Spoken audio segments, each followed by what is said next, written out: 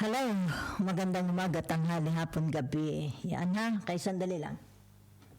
Sa ating air sign, the Libra, Aquarius, and Gemini. Lala Baby nagpapakilala po. Yan ha, isa lang pong like, subscribes, and share. Bibigyan ko kayo ng, ano tawag dito? Reading for the whole month of August. Yan ha. Ito po is general, not a personal. If you want a private reading, feel free to email Lola Baby. Okay? So, ang akin pong email address is naroon sa aking description box sa profile ko po. Salamat. Tingnan natin ha. Okay? About your money, about your work. Yan. Okay? Hindi ko lang alam kapag wala kayong trabaho. Okay? Oo. Yan ha. Kung kayo may trabaho, yan tingnan natin. Yan yung financial, di ba? Paano kung walang trabaho, Lola? Ay, di tingnan natin kung magkakatrabaho ka, ano, okay? Yan. Sandali. Ayaw ko ng reverse. Mabuti na lang nakita ko. Libra, Aquarius, and the Gemini. Si Madam Tercila sa kanyang nanay, si Madam Fortunata. Yan.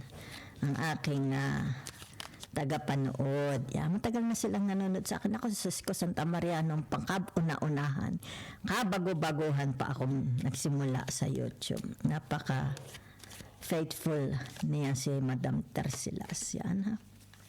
Yan. Abay maganda. Magandang balita. Merong perang darating, 'di ba? Yan Kung halimbawa sabihin na natin it's about gusto mong mag-expansion, 'di ba? Mag-expand ng negosyo, mag-branching out ng negosyo. O kaya sabihin na natin hindi pa ito alam ng tao. Kumbaga dito magsisimula, gusto mong magsimulang magnegosyo, 'di ba? Ayan 'di ba? Mukhang gaganansyahin ka. Napakaganda. Okay? Yan. So, kumbaga ito yung tinatawag, ito anong tawag doon? Ipapatronize ng mga tao. Yan ha? Basta maganda presyo. Okay? Kung ito naman, it's about your work. Diba? Magandang balita. Ibig sabihin nito. Okay? Magkakaroon ng, it's like manifesting wealth. Hindi lang wealth, increase, okay? An increase. It's like sabihin na natin dagdag ito, pera sa pangkabuhayan ninyo. Baka bibigyan kayo ng increase, di ba? Okay. Sa pera at sa trabaho yan, ha? Okay. So, ayan magandang balita po, ha? Ayan, may darating, It's like tinatawag na sagot sa iyong namomroblema ka talaga sa pera. Libra, Aquarius, Gemini. Namomroblema kayo financially. Okay, yan. Ibig sabihin nito, magandang balita. Okay? Merong tinatawag na, yan kita ninyo, di ba Yan na, pera Arriving na kita ninyo Kita mo, aha, I like it. Yan diba? Maaring sabihin na natin baka hihilahin kayo para magkakwarta. Okay? May mga halimbawa, kung ikaw ay may negosyo, diba? Online, platforms. Ibig sabihin nito, increase. May maganda siyang dalang balita. Diba? Yan ha. Ano pa? Para sa mga Libra, Aquarius, Gemini, napaka-positive. Okay? So, ibig sabihin nito, ayan, kita ninyo. Hindi mananatiling palagi kayong hirap. Yan, Ay, kaganda-ganda naman na yan, diba, Yan, it's like merong nagdideliryo. hindi naman nagdideliryo. Ibig sabihin nito, yung tinatawag na very, very attracted sa inyo. Okay? It's like nakikita nilang ikaw is, ano tawag dito? Dependable, mapapagkatiwalaan. Okay? So, ibig sabihin nito, for some of you, is yung tinatawag na hindi ka na mahirap. Okay? Yan, oh. It's like you will be given, okay, a chance to grow, di ba? As like tinatawag dito, ikaw ang beneficiary, gagawing beneficiary. Kaya nagtalsikan ang mga tao. It's like tinatawag, you are the chosen one. Maaari ito sa trabaho, okay? Sabihin na natin dito, hindi ka, ito yung tinatawag, baka ito yung merong magkikick out sila, di ba? Magbabawas ng mga tauhan, pero hindi ka mapapasama. Invest, yan, no?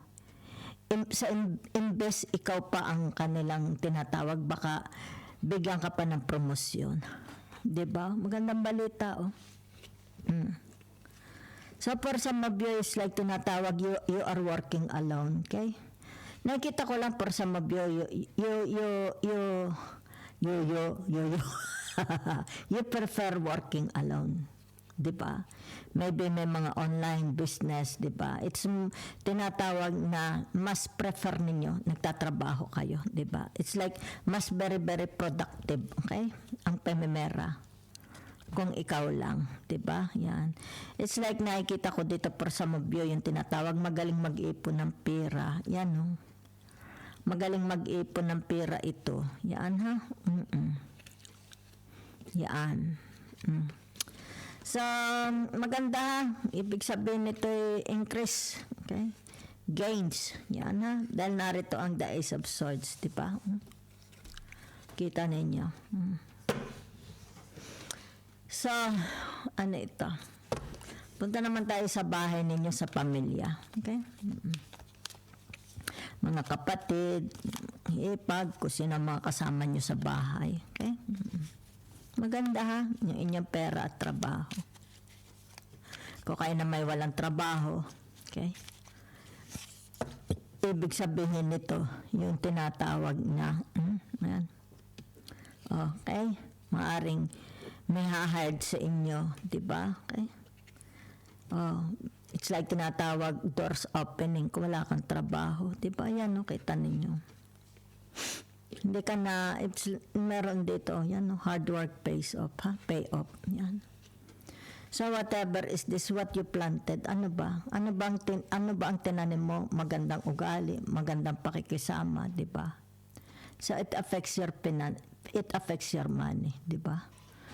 Kumbaga dito yung tinatawag, baka bibigyan kanila ng tinatawag na yung taas ng sweldo o promosyon, di ba? So, may nakikita lang ako, it's like dito yung tinatawag, may mga sasalain, di ba? Yan. May mga sasalain, aalis yung mga tao. Siguro ito yung halimbawa kung kayo nasa kumpanya, nasa pabrika, di ba?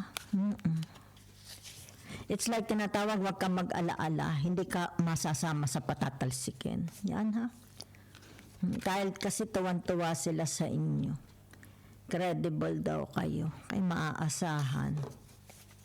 So whatever is that, ha, may darating po magandang balita. Yan, ha?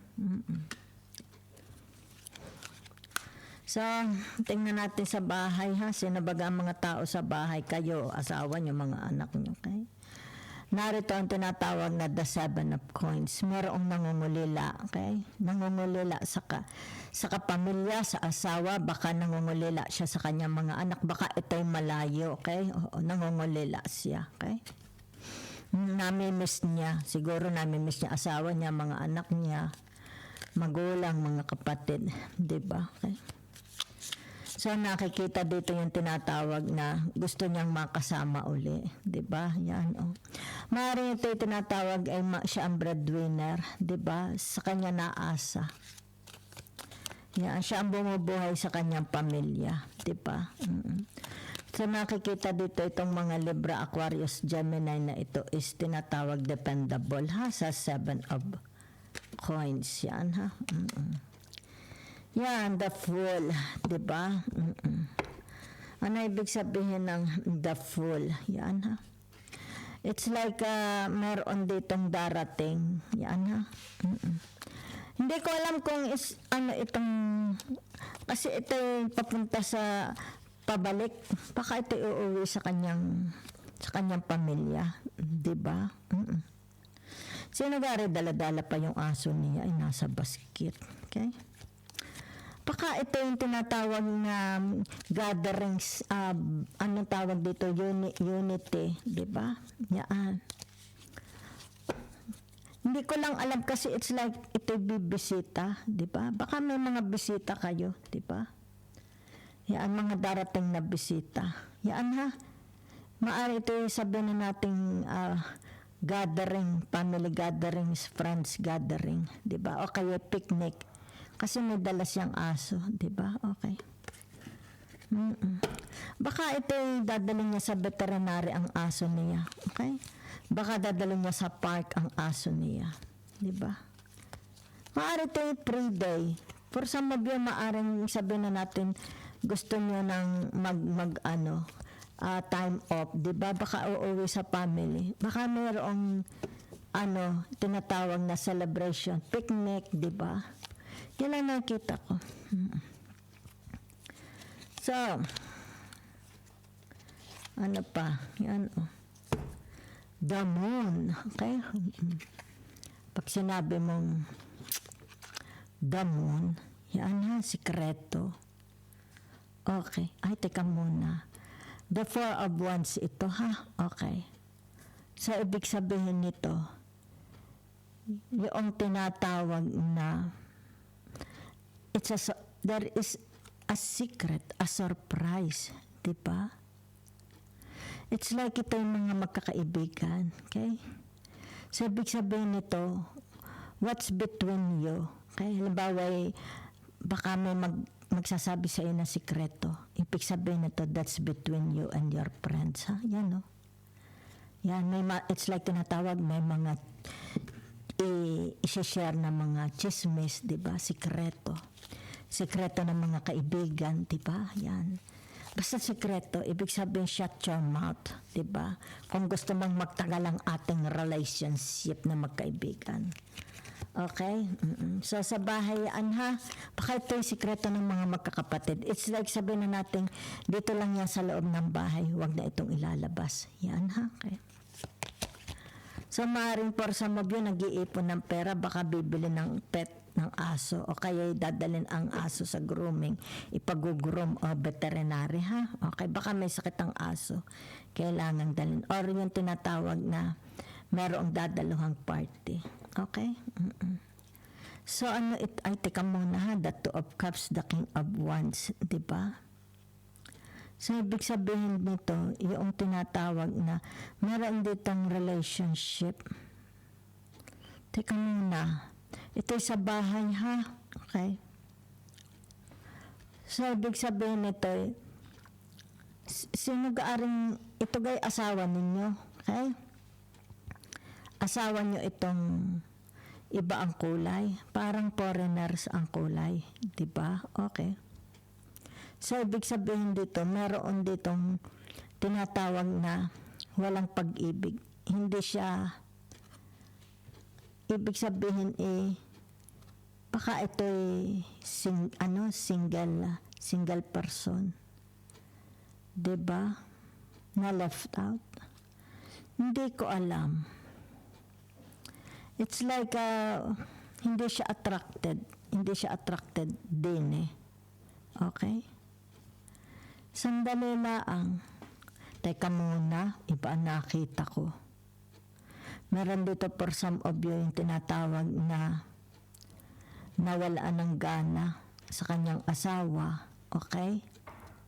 So, ibig sabihin nito, tinatawag na baka meron ditong infidelity pero nagkagusto sa kapwa babae, pwede rin naman lalaki, kapwa lalaki. Diba? Ibig sabihin nito, nawala na ng gana sa kanyang kapartner. Okay? Yan. Nanlamig ang taong ito sa kanyang kapartner. Siguro na turn off, di ba? Nang na-find out niya na ang kanyang kapartner is pumatol sa kapareho niya. Okay? So, meron lang dyan ako yun lang ang nakita ko, ha? Kayo na lang. Ibig sabihin nito, siguro hindi na niya maitago, okay? Yung kanyang tinatawag na kasarinlan. Okay? Yan. So, teka muna ha. Punta na tayo sa inyong, tawag dito. Marriage. Okay?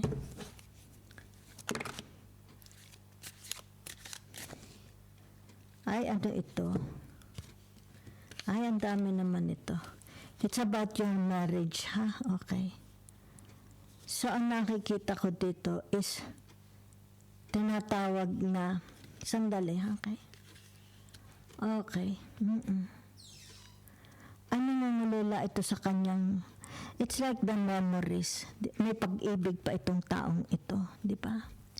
So, maring ito'y sabi natin baka ex o kaya halimbawa napahiwalay ka sa asawa mo, di ba?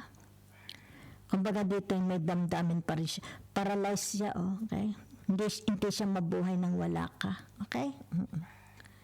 So, yun lang ang nakikita ko, ha?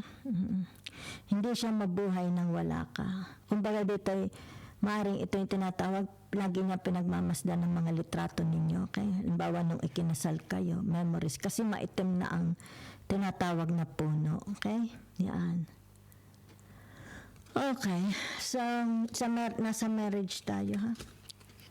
Whatever is this, ibig sabihin nito, yung tinatawag ay nakatalikod, di ba? Okay. Ibig sabihin nito yung tinatawag na meron ditong, it's like infidelity. Yan, ha?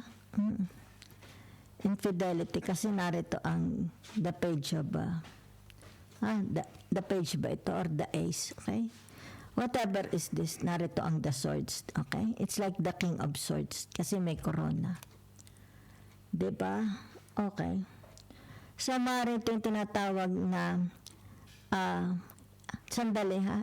Iba uli ang nakikita ko, it's like very very private ang marriage life nito, diba? Yan. It's like hindi ito publicized sa social media, diba? Okay? Very, very private ang kanya marriage life. Yun na nakikita ko, ha? So, meron dito tinatawag social climber, okay? Baka ang gusto niya mapangasawa is taga-abroad. Yun, social climber, okay? Baka ito'y karida. Hindi ko alam okay? Hindi ko masabi kung kayo yan or someone's energy na related sa inyo, okay? Social climber ito, it's like ang gusto niya mapangasawa is taga-abroad, di ba? Isang mayaman, okay? So, ibig sabihin nito, naku, nag-aari, okay? Meron dito yung tinatawag harap-harapan, okay? Harap-harapan ang pagtataksil. At teka muna. Okay? Ibig sabihin nito,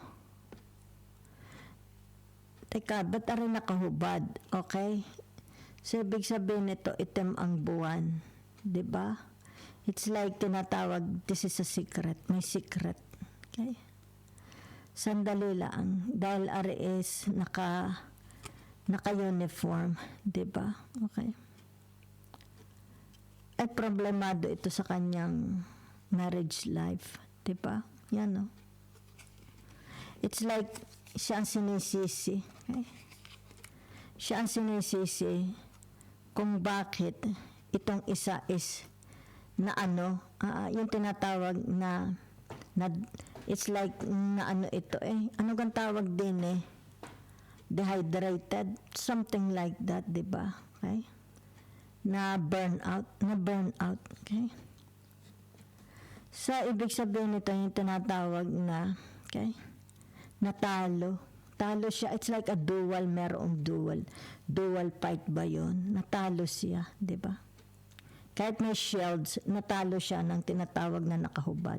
Di ba? Okay? Yaan. So, yun ang nakita ko. Okay. Punta tayo sa inyong tinatawag na friends. Yan, ha? Okay.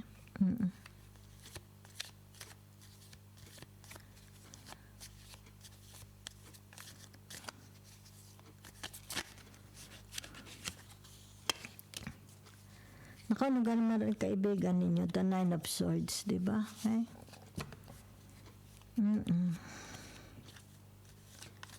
Ibig sabihin nito, yung tinatawag na sa mga friends ninyo is, yan ano yung tinatawag na lagi kang binubuli. Meron kang kaibigan binubuli ka, yan Meron dito tinatawag na kasi ito is parang nanunokso, okay? Sandali lang. Ingatan mo mga kaibigan nyo at baka kayo is tinatawag na mapahamak, okay? Kasi kumbaga dito ayaw nila ikaw. Hindi pareho ang inyong tinatawag na attitude, pag-uugali. Yan, it's like tinataboy kayo, di ba? Siguro pinag-uusapan kayo. Yan, It's like tinatawag binebenta ka ng kaibigan mo. Meron, okay? Hindi mo lang alam. Binebenta ka ng kaibigan mo, okay? Talikuran ay pinapaslang ka. Okay? So, meron dito, Yan, Ibig sabihin nito, tinatawag na friends ninyo, okay? It's like ikay paparoon, siya ay paparoon. Hindi kayo magkapareho ng tinatawag na gusto, pag-iisip, di ba? Yan. Hindi kayo, magkaibigan kayo, pero maraming mga bagay, hindi kayo magkasundo. Di ba? Kita mo dito, okay? Yan. It's a waste, di ba?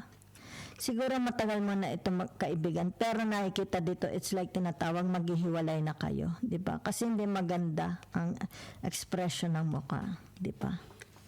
It's like sinasabi dito na, you go your way, I go my way, di ba? It's like, wag ka na sumakay sa akin, pabigat ka lang sa buhay ko, di ba? So, yan ang nakikita ko sa mga friends ninyo, okay?